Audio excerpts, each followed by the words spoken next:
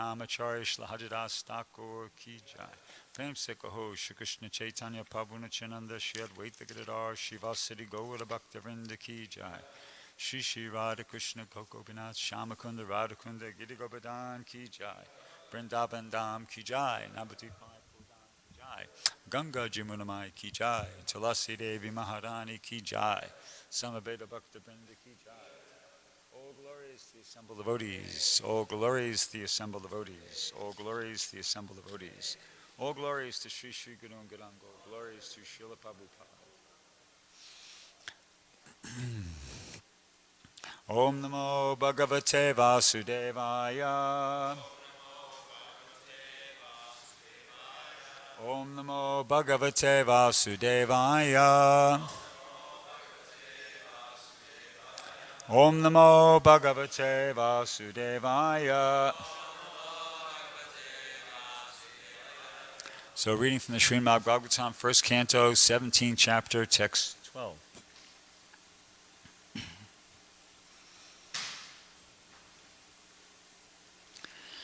Ko vrishchatava padam strin.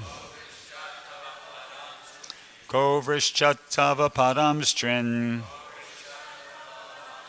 Sorabyeha chatuspada.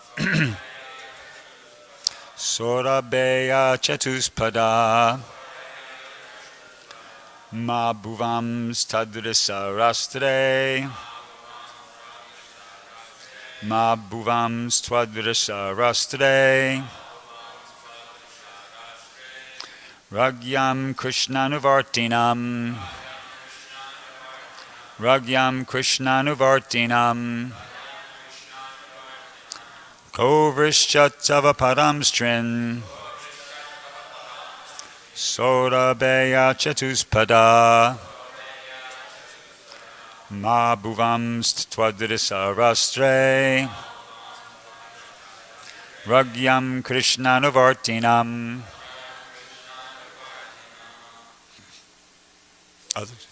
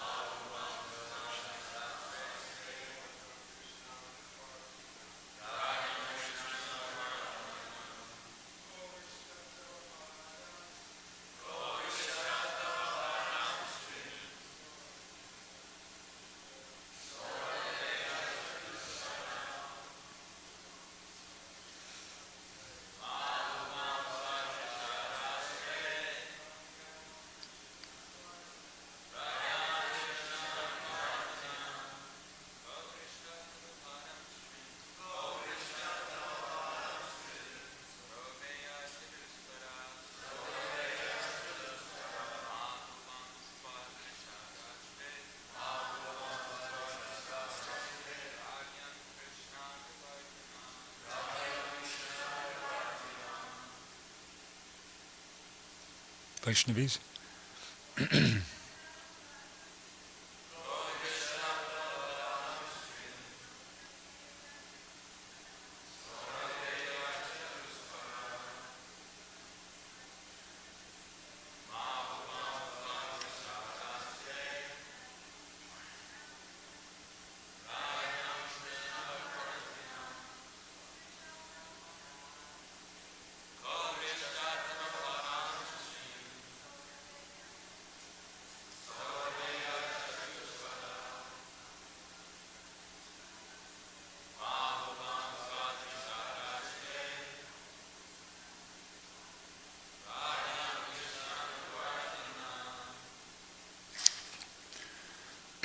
Ka, who is he?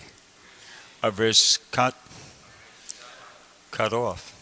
Tava, your. Padan, legs. Trin, 3. Sorabeya, O son of Surabi. Chatupada, you are 4-legged. Ma, never to be. Bhuvan, it so happened. Twadvidisa, as yourself. Rastre, in the state. Ragyam of the kings. Krishna Anuvartinam, those who follow the codes of Krishna, the Supreme Personality of Godhead. Translation and purport by His Divine Grace A.C. Bhaktivedanta Swami Srila Prabhupada. He, Maharaj Parikshit, repeatedly addressed and questioned the bull thus, O son of Surabhi, who has cut off your 3 legs? In the state of the kings who are obedient to the laws of the Supreme Personality of Godhead, Krishna, there is no one as unhappy as you. Purport. The kings or the executive heads of all states must know the codes of Lord Krishna, generally Bhagavad Gita and Srimad Bhagavatam, and must act accordingly in order to fulfill the mission of human life, which is to make an end to all miseries of material conditions. One who knows the codes of Lord Krishna can achieve this end without any difficulty. In the Bhagavad Gita, in a synopsis, we can understand the codes of Godhead. And in the Srimad Bhagavatam, the same codes are explained further. In a state where the codes of Krishna are followed, no one is unhappy. Where such codes are not followed, the first sign is that 3 legs of the representative of religion are cut off, and thereby all miseries follow. When Krishna was personally present, the codes of Krishna were being followed without question. But in his absence, such codes are presented in the pages of Srimad Bhagavatam for the guidance of the blind persons who happen to be at the helm of all affairs. Om Ganatimananda Shyajananjana Shilakaya Chakshur Unmilitam Yena Tasmai Shri Gurave Namaha Shri Chaitanya Manobishtam Stapitam Yena Bhutale Swayamupagadamayam Dadati Swapadantikam. So the dictionary definition of the word code is a system of words, letters, figures. Well, one definition is a system of words, letters, figures, or other symbols substituted for other words, letters, etc., especially for the purposes of secrecy. So I don't think this is the sense in which Prabhupada is using the word codes here. It's not like not in the sense of like the Morse code. It's more in the sense of a collection of rules. That's what's being referred to, like when you go certain places, they might have a dress code. And entering certain restaurants as a dress code, you have to be wearing shoes and a shirt, or if you go to some more formal event, it might require that you be wearing a jacket and a tie, something like that. So it's a collection of rules. That's what's, I think, Prabhupada's using the word code, or codes in that sense here. And,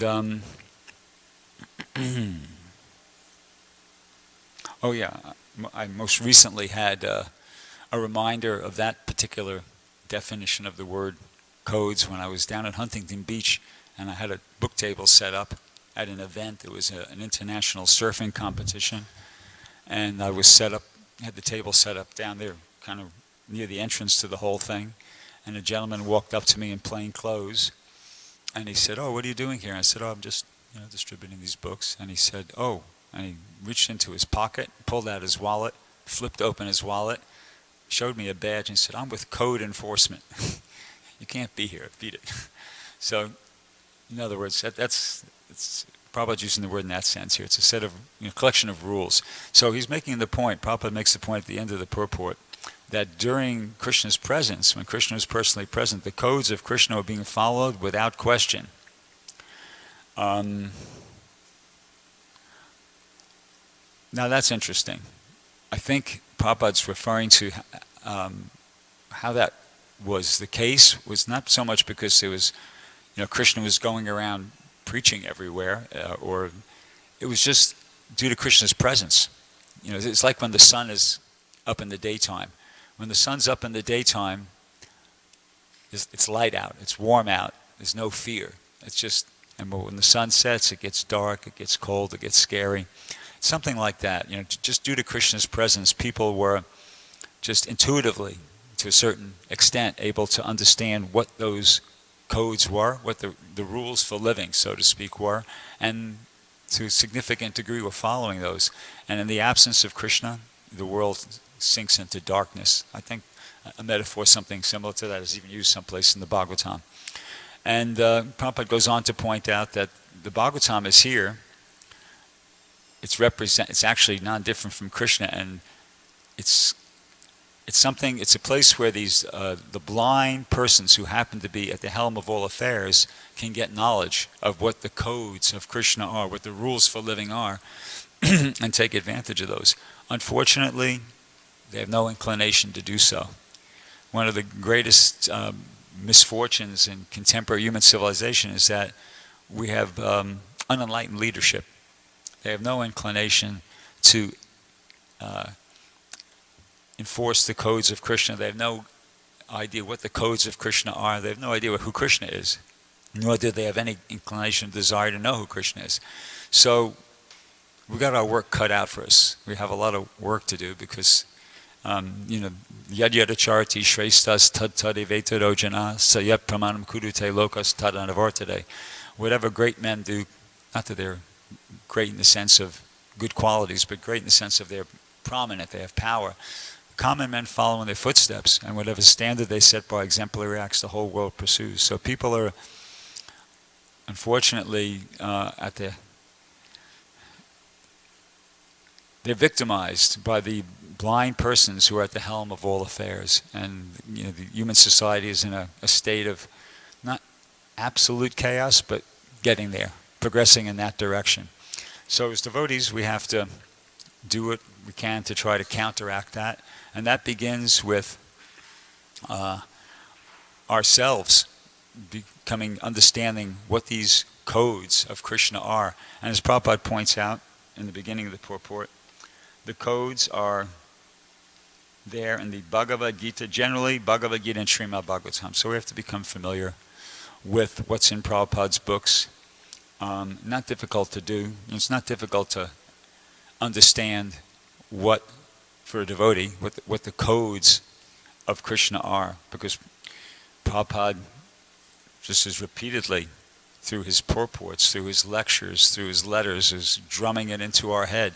So, for a devotee, we should be pretty well confident of what those codes are and how to apply them. And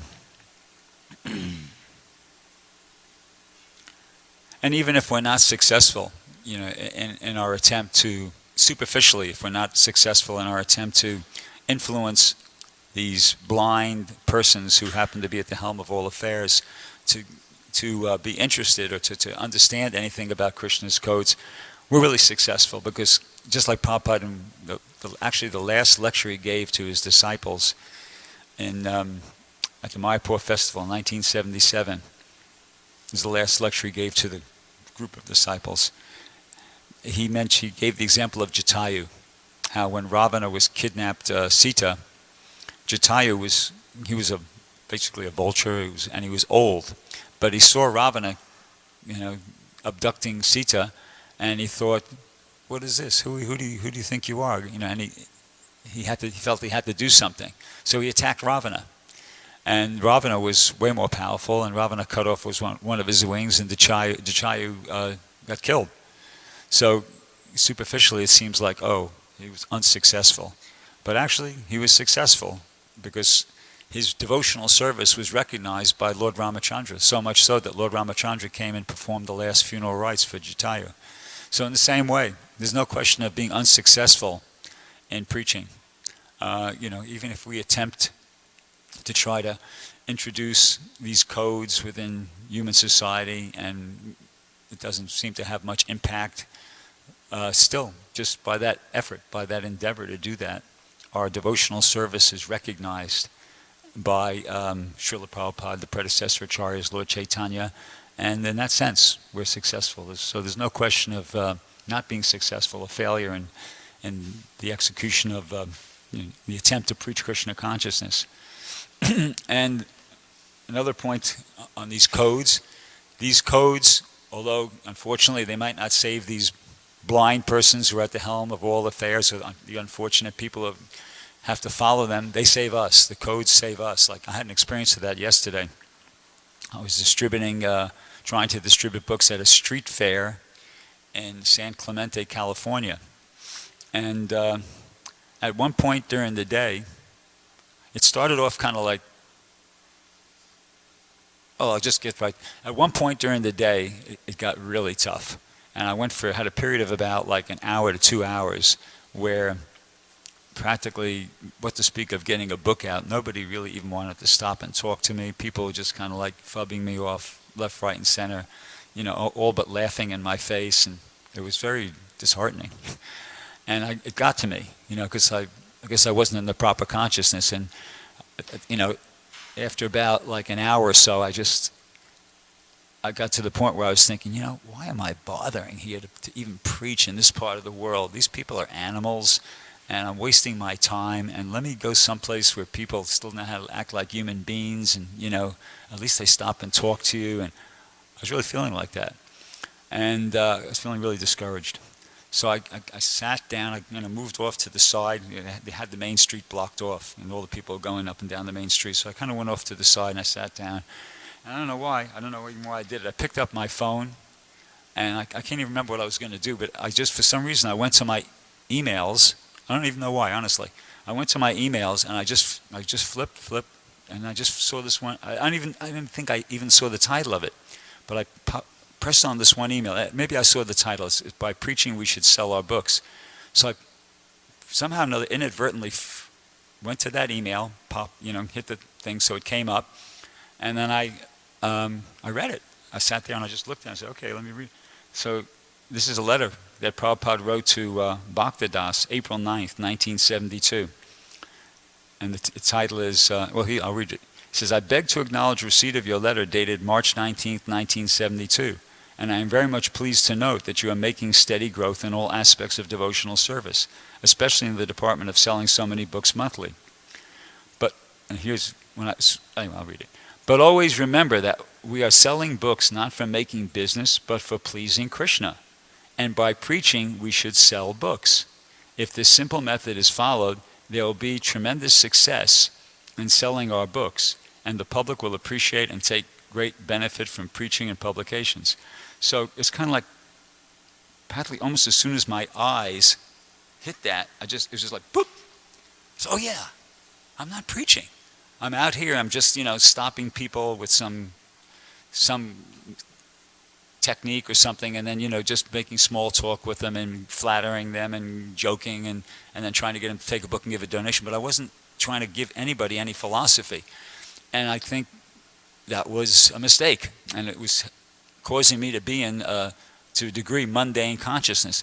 But as soon as I read this, I just read it, and within like split seconds, I just realized, oh, yep, that's it, that's the problem. Clicked the phone, closed, got up, approached the person, and I opened up the book to the changing bodies picture.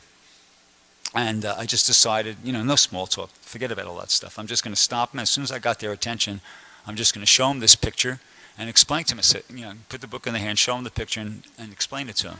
And that's what I did. I stopped the person, in some whatever way I could, and I immediately show them the book. I said, hey, check this out.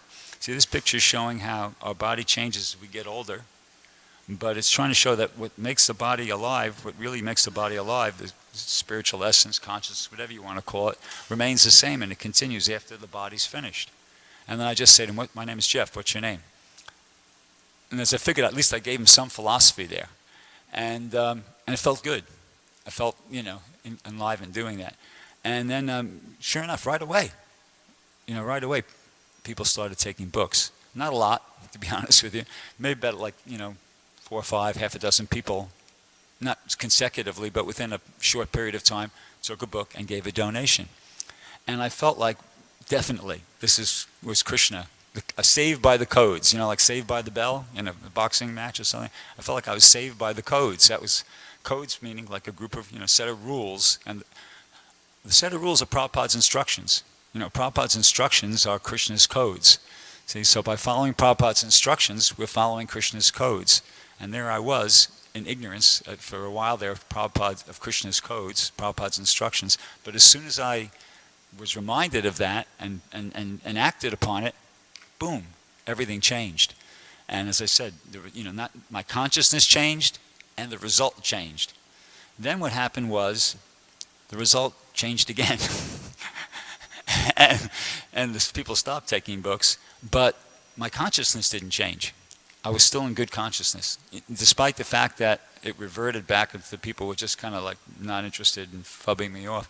I felt like, rather than feeling like embarrassed and humiliated and kind of like, bad, I just kind of I felt enlivened still, and I felt like when they were saying something to me like, not interested, I said, why not? Why aren't you interested? And it's like, I didn't feel put down by the whole thing. I was in, good consciousness because I was remembering what Prabhupada said here, trying to preach sell the book by preaching on the merit of the book with the philosophy.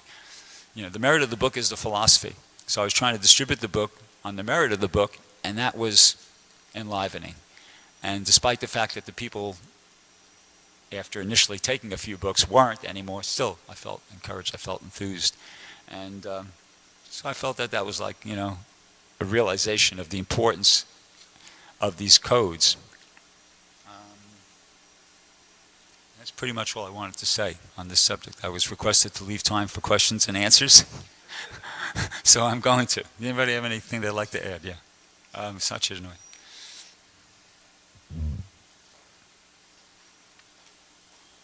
Hopefully that was short but sweet.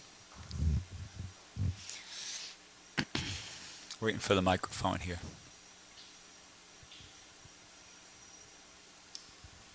Thank you, Prabhu. I have a experience being with devotees in that same situation that you've been through in many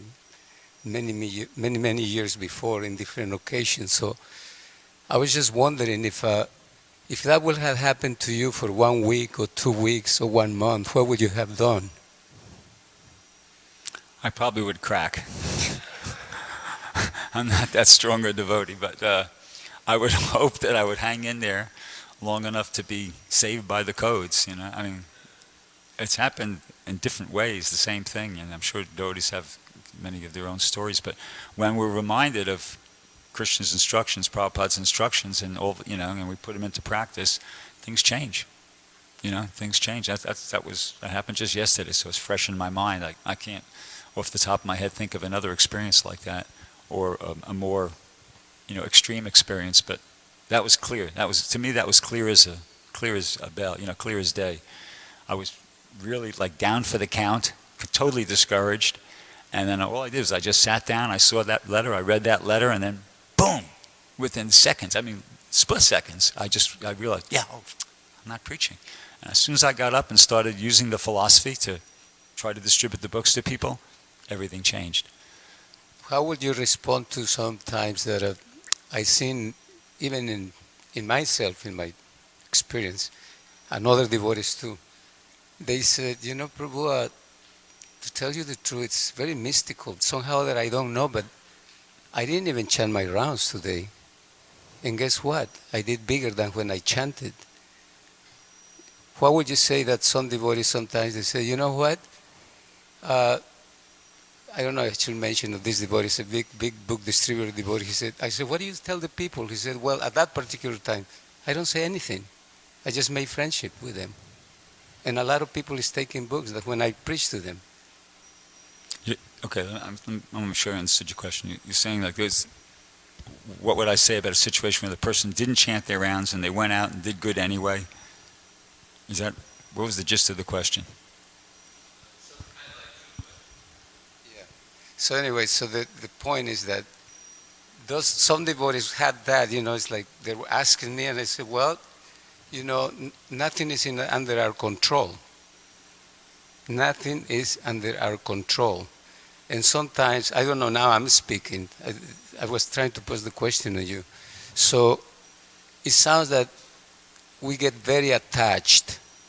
Sometimes in my own experience now, I know you maybe, but in me, we really want to force a result in our devotional service, and that doesn't work. And then we try to find some code, some reading, something to justify my, So Krishna's a person. He's watching. He's observing, and he knows what's going on. He can understand how much you're struggling to try to please him. And he's not obligated to reciprocate at any particular moment, but he's, observing the overall situation. And, if he feels like, okay, this devotee is struggling, he's trying, so let's give him a break. And he gives you, and the reciprocation comes at some point. And that could be the explanation for why, even though you might not have chanted your rounds some particular morning, or not chanted very good rounds, you still might go out and do good, because Krishna, he sees the overall picture, he sees the big picture, and he can understand that on the whole, this devotee is trying very sincerely, he's struggling, and these are some difficult tests he's been facing, but now I'm going to give him some encouragement. Could be something like that. It's not mechanical. When you're engaging in devotional service, you're entering into a relationship with Krishna. And you experience that more and more as you go on in your devotional service. It's a relationship. So in a relationship, it's not linear. It's not mechanical. So that would be my explanation for that. Thank you for a nice class, Prabhu. I was really appreciating the point you made about preaching instead of just selling a lot of books. I kind of take my template for book distribution from His Grace Vaisheshika Prabhu. And he talks about he has a way to sell the Bhagavad Gita on its own merit, hardback, and then after they take a book, he goes, do you believe in the power of prayer? And if they say no, he goes, good, I'll just teach you a mantra. Makes you self-realized. So sometimes people, they don't have any money, or they say they don't, or they don't take a book. And I do that anyway. So you believe in the power of prayer, and try to get to chant the Hare Krishna mantra with them. So we go off the card, Hare Krishna, and they repeat Hare Krishna. And then if they take a book, I usually have a prasadam lollipop when I give them. But it's so satisfying, to do that, because, you're trying to preach them and make a deep connection with them, and let them know that you actually care and you're there. Because sometimes I went to the Anime Expo, and I was selling a lot of SSRs, but it was just can you give me a donation? And it was just wham, bam, thank you very much. They got a book, but I felt like I wasn't doing the full form, of chanting the heart, getting them to chant the mantra, and, trying to do quality and being an ambassador of goodwill. So, and it worked out in Venice Beach on Friday, but there was a time where it was kind of difficult. And then I was thinking in my head, it's okay. I don't mind if I don't sell any books actually today, but I'm just happy to do this service. I feel very blessed and grateful that I have this service, that I get opportunity to distribute Bhagavad Gita and represent Krishna. And at the end of the day, it was 101 Lakshmi, so it worked out, Yeah. The last two people, they both gave 20s, two people at the same time. So Krishna's mercy. Not supposed to mention numbers, but okay. Oh, sorry about that. That's okay. But yeah, it's our duty. It's our duty. I remember I joined in the middle of April 1973, and Prabhupada came to New York shortly after that. And some of the devotees got to see him. I didn't. I was kind of so new they didn't want to take the risk of bringing me in there. But the devotees who were on the party I was on, they got to go see Prabhupada. So when they came out of the Prabhupada's quarters, I asked them, well, what did Prabhupada say, And they told me that Prabhupada asked them what lines they were using, to sell the books. And at that time they were using something from the Krishna book. They were showing them the foreword or the preface by George Harrison and like that. And the devotees said they showed Prabhupada that, and Prabhupada didn't seem to be very impressed. And Prabhupada just sort of went, well, anyway, somehow or another tried to get him to take a book and get him to utter the name Krishna. That stuck in my mind, that Prabhupada said that, get him to take a book, but get him to utter the name Krishna. And in the Chaitanya Charitamrita, there's an instruction like that, whereas a preacher is supposed to get people to chant Hare Krishna. So it's our duty, and just reminded me of an interesting experience I had yesterday. And in terms of, it's a good idea to perform the duty, even in terms of results, because I stopped this one guy yesterday, and within about a minute or two, he told me, I'm not going to give a donation. I'm not going to give a donation. I said, okay. But he seemed like he was interested, and he was interested, and he was asking questions. So I figured I should be, not, it's my duty to talk to him a little bit. He's asking questions. And so I talked to him a bit, maybe 5 minutes, and the guy kept saying, but I love you guys. I love what you're doing out here. And, I'm from Hawaii, and I was brought up in a very liberal home, and I really love what you're doing. It's great what you're doing. I think maybe he's a little bit intoxicated too. But anyway, and then he saw Ananda Kirtan, and then he wanted to talk to him. So he went over and talked to Ananda Kirtan for about 5 minutes. And And then he came back and he's talking to me. And once again, the guy was kind of asking questions, and I had to be polite. And then at one point, he just all of a sudden says, "You know what? I'm going to give you a donation." He said, I'm not a rich guy. I really can't. It's not like I can afford to do this, but I love what you guys are doing so much that. And he said, "What's your Venmo?" And I gave him my Venmo, and he gave a huge donation. So I wasn't thinking about donation at that point. I was just thinking, well, it's my duty. I'm, ambassador of goodwill. I was just thinking I should have to be the ambassador of goodwill. This guy's being friendly, he's being polite, he's being respectful, he's asking questions. And then Krishna just had that happen. Krishna from within his heart just dictated to him, "Hey, you know what? Give a donation. You put your money in." And he did. So anyway, it's a good idea from many different perspectives to try to be an ambassador of goodwill. It's our duty, and even doing that, we find that things work out well, in addition to the fact that we're doing our duty. Anybody else like to say anything? Oh, yeah, Mother Karta.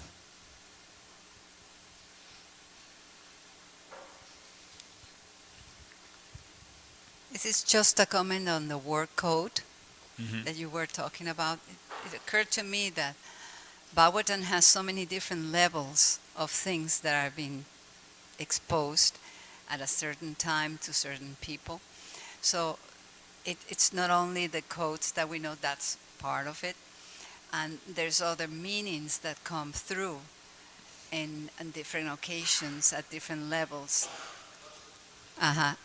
There's different meanings that come through from the Bhagavatam that are coded in the Bhagavatam, kind of like what the first definition you were saying, and they're expressed in different ways.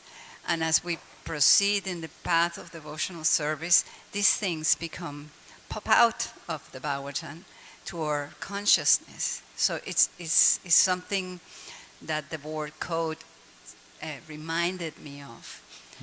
So then actually it's coded in the sense that there's different things that are going to be revealed.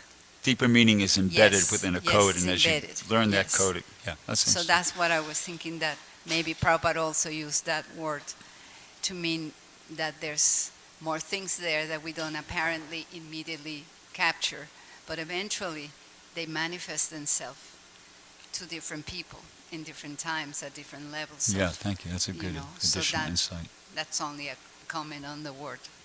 Thank you, Prabhu. Thank you. Nice class. Okay, thank you very much. Kantar Srimad Bhagavatam Ki Jai. Srila Prabhupada Ki Jai.